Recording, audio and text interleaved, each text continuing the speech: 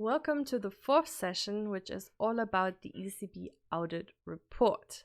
What does that mean? So basically, we just talked about the ECB audit system, but afterwards, after you actually conducted the audit, you will have results, right? You will have results, you will have a lot of data, which is very exciting. So let's talk about what it means to actually report on your results, what your results actually mean, and where you have to actually report with these results. So we will go through presenting your audit results, analyzing them, reporting, and then the ECB audit report, which is a form that needs to be submitted to ECB.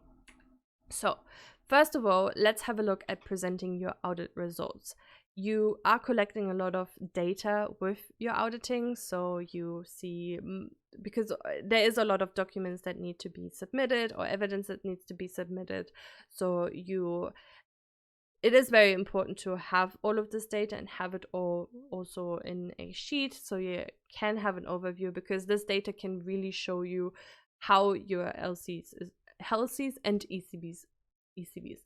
and entities are doing. Some of the most important data that you can actually collect from this is the number of requested evidence. So how many documents did you request from the MC or the LC? How many of these documents were actually submitted? How many of these documents actually passed or not passed?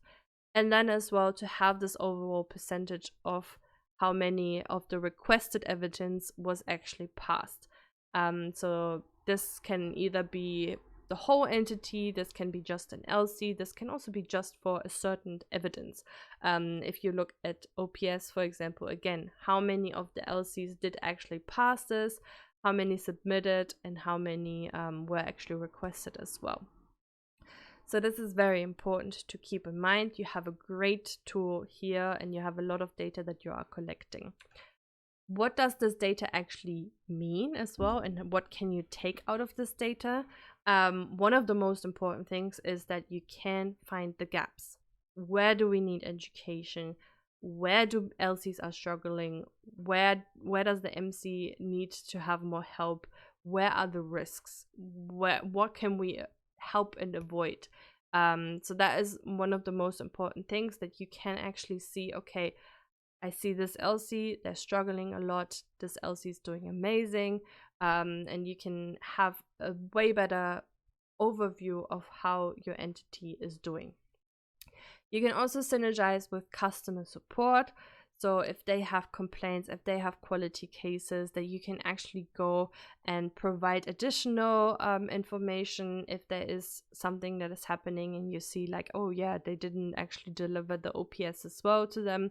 They didn't actually help them with the visa, so that can also be helping a lot. Deliver an education cycle, you know where the gaps are, so you can actually see and analyze your results and say like, okay, we need more education in general for this. We need to focus in this conference on this topic, and then as well ask for feedback and suggestions from your entity to just improve your audit system, to help them understand the audit results as well. So once they understand it a lot better, they can help you as well. So going over to the reporting, we do have different kinds of report. It is very important to report, basically. So you have individual reports. This can be very useful for an LC if you give them clear cut. This is where you failed, this is where you passed, this is where you need to ensure that you actually are providing the evidence.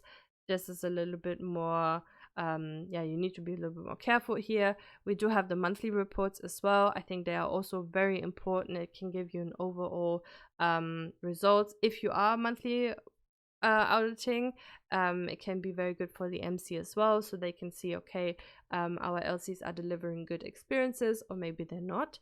Then the quarterly report, it is mandatory to be sent to ECB, and it also gives you a good indication on, if you are auditing monthly, on how your LCs are developing. As well as the semester report, it is also something that is really good, that can showcase the work that the ECB has been doing, It can really showcase, okay, we're doing a lot of work, we're checking a lot of documents, and look at the LCs developing.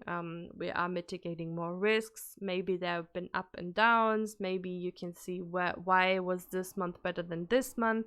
And you have a GCP from Germany down there as well. So you can have a look on what maybe a monthly report could look like. Then last but not least, like I said, it is mandatory to report the audit results to ECB. It is the quarter results, so it is the 3 months. You will see there are the legislated dates in here as well. So make sure that your ECB audit system is according to this timeline as well, that you are finished with the quarter audit on these dates. So the 21st of April, for example, it needs to be the quarter 1 results need to be submitted. So that's January, February, and March.